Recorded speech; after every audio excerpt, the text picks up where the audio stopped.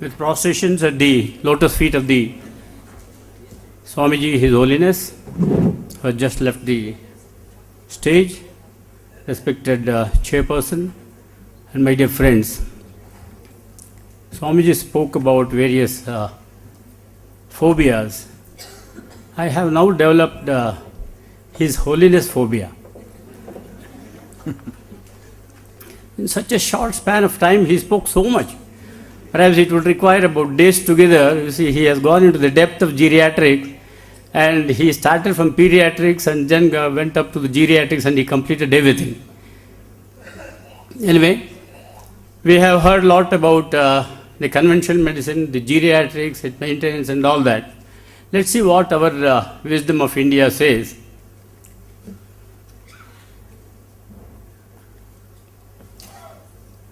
Dr. Bharati and Dr. Subbarao have already covered most of my topic, which I am now talking about. Let me not go into the details of whatever that they have already spoken about. Ayurveda is the ancient Indian wisdom, we all know that. And it deals with the practice of health and the healing science. As Ayurveda has two words, that Ayu is the life and Veda is the science, is the life science. Why life science? It is the art of living itself.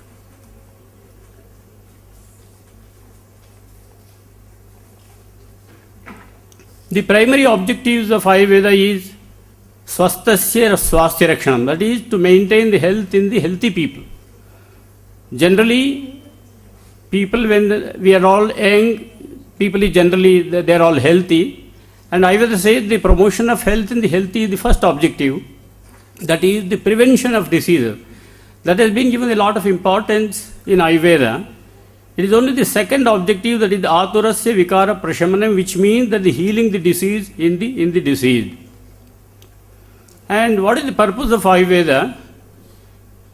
The living the quality life and the healthy life for a very long span of life, that is the very purpose of Ayurveda. And however, during this biological passage of time, we find several changes that happens in human life, spanning in several domains. Maybe it is physical, the physiological, psychological, and the spiritual domains. What are the general or common aspirations of any human being? It is to live long, that is the prolongation of the life, the quality, retains one's faculties till the last breath, preserving one's waning strength, that is rather important, ability to relax from the burdens of the day, to sustain the stress of the modern world, or whatever we say, talk about the stress, enhancement of memory and intelligence, have a timely and a dignified death. Our Excellency was yesterday mentioning that one need to have a dignified death. That's what Ayurveda says. Vina dainyena maranam, nirayasa maranam. So that is nirayasa maranam. One need to have the dignified life, death. Modulation of the immunity against the diseases and attaining free radical free state. That is the improve through that, and then the improvement of the luster and complexion, optimization of the strength of the body and sense organs, and finally the infallibility of the speech till the last breath. So when these things the Ayurveda has observed that these changes, and it advises certain provide the various measures with regard to the lifestyle itself, as to how to maintain the lifestyle in maintaining the good health through the administration of rasayanas, or which is also called as rejuvenative therapy, and which helps in the smoother transition through the stages or through the journey of life. And there is a need to know the changes as one travels in various ages, and thereby Ayurveda suggests remedial, restorative, rejuvenative procedures prescribed and that are practiced in Ayurveda. And Ayurveda has got 8 branches, which deals with Kaya Chikitsa, the internal medicine, Shalya Tantra, the general surgery, Shalakya Tantra, ENT and ophthalmology, Agada Tantra, toxicology, Bhuta Vidya or psychiatry, Kaumara Bhritya, which deals with pediatrics, and there is a very focused branch of Ayurveda with regard to geriatrics called as Rasayana Tantra, and another important branch of Ayurveda is Vajikarana Tantra, the science of virility. What does this Rasayana therapy means? It deals with the promotion of strength and vitality, the integrity of the body matrix it helps to maintain, the promotion of the memory, the intelligence, immunity against the disease, whether specific or non-specific immunity, the preservation of the youth, luster and complexion, and the maintenance of optimum strength of the body and senses are some of the positive benefits that are credited to the Rasayana treatment or Rasayana therapy.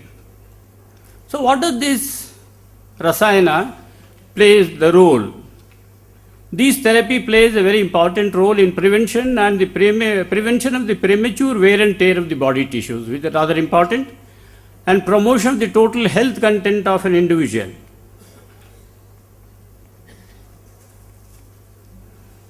I will not go into the various details of that, but let me just tell you as to how scientifically we could understand the action of Rasayana. The pharmacological and the biochemical mechanisms could be explained in this way. Like the Rasayana nourishes and maintains the cell life by nutraceutical action, encourages the growth of the new cells, which is regenerative action, preventing recurrent infection, expelling the damaged cells through immunomodulatory action, and it eliminates the toxic metabolites and pollutants through antioxidant action, and keep the balance between the mind and the body through its adaptogenic action. Well, we have been talking about the long lifespan people have. Globally, we say that the lifespan is increasing in every country. But the problem is that chronic diseases are multiplying day by day. As we know that chronic disorder is definitely not a matter of joy, though the lifespan increases. So, Dr. Bharti also mentioned about this. Certain authors have mentioned 100 years as human life. Sharangara Samhita has mentioned 120 years as human life, and that has been classified into 12 decades. So, and in every decade, certain qualities start diminishing. For example, through this passing decade, how things go on. The first decade is the childhood, that is first 10 years, that is called as Balyam. Second one is the growth, Vruddhi. Why these classifications I have given is that Ayurveda prescribed, the classical references are there, which prescribes various rasayanas, or you can take it as tonics in a general literal translation, which helps to maintain the health of an individual. For example, various rasayanas that are prescribed in this growing age, if they are taken, there is a reference that the individual at the later age will never have osteoporosis, because the Ruddhi, that is the second stage where the bone is growth properly. And once as we all know, the epiphyseal end of the bone is closed, then no more the growth of an individual takes place, that is in terms of height. But today we see that a lot of advertisements are seen, you see, by taking certain tonics, one grows by another 2 inches, 3 inches and all, which do not have any meaning. The third decade is the best decade in one's life, because the physical and the mental activity is at the climax. If you ask an individual in the third decade to move a mountain, he or she will be prepared to do that. But once the third decade happens, that is the maximum, the complexion, luster, everything will be there in that. And the fourth decade is the one where the maximum, the maturity of the intellect takes place. Once the fourth decade is over, we all know the old age has already set in. The hair starts graying, we need a spectacle to read, and there is problem in the joint. All these things have already started, and the fifth decade you can see the wrinkles on the skin, which indicate the old age, because skin is the largest tissue in the body, which throws up any age. You see, you can find out just by looking at an individual's face. So then the vision, the drushti. The seventh one, the sexual vigor will come down, and as we know, the valor the courage in the 8th decade is decreased. And the 9th decade, the judgment, the buddhi is, it will start declining. And the 10th decade, the physical activity of the karmendriya will start declining. And then the chetana, that is the intellect, in the 11th decade, and they say the 12th decade, the life comes to an end. Ayurveda prescribes certain detox therapies before taking these rasayanas. There was a question as to when can rasayana be started and when should it be stopped.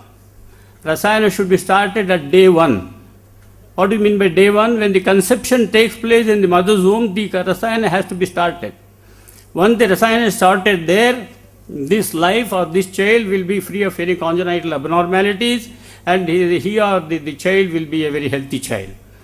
And before that, and when should, for example, Chavanaprash has been prescribed to the various people and at various ages.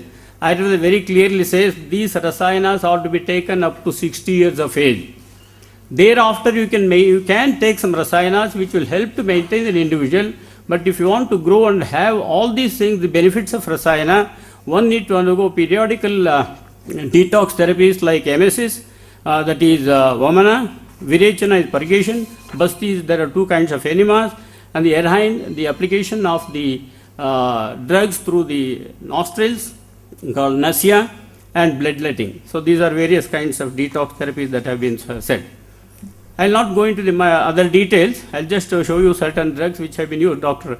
Bharati also did talk about vacha, which is Acarus calamus, which is given in children, which helps to improve the immunity of the child and helps in the growth of the brain very well. And Manduka Parni is Centella asiatica. Lot of researches have been done. There were questions to Dr. Subbrao if there is any other drug, such works have been done. Lot of research has been done. The Central Council of Research in Ayurveda and Siddha at Government of India, Dr. Bharati represented that a lot of researches have already been done, and there are a lot of evidences available with regard to the actions of these herbs. And Bringa Malaka is also another very important herb, and Madhueshti is Glycyrrhiza glabra.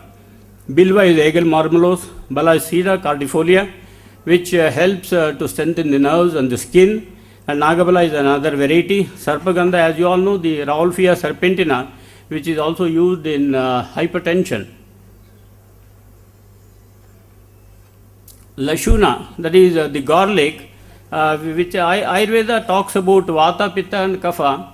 Vata is the factor which is responsible for all the movements. They are the neurohumoral factor, and that is when it vitiates or aggravates, that causes the problem in the joints, all the pain that happens. Even with regard to the hypercholesteremia, hyperlipidemia, Lashuna or the garlic has been used as a wonderful drug. Ayurveda has been suggesting that. And Arjuna is a very important Terminalia Arjuna, which is a very wonderful cardioprotective drug. Lot of researches have been done, and people who have problems, if they keep taking Arjuna, they will be prevented from various complications. Lot of work has been done on that. Guduchi, another synonym of Guduchi is Amruta. As the name Amruta itself says, it is a wonderful nectar. It could be used in various conditions, and it's a wonderful of that. And similarly, Kapikachu, the next one, which is called Mucuna pruriens. It has also got a very good rasayana effect, plus it is also a wonderful aphrodisiac. And this drug also has been found to be very useful in Parkinson's disease. Lot of researches have been done, and Ayurveda uses liberally in Parkinson's disease, and they find it very useful in that. Ashwagandha, Withania somnifera. The root is used in the Ayurveda medicines. It is also called as Indian ginseng. Lot of researches have been done. I have another slide to show you that how this is useful in Alzheimer's.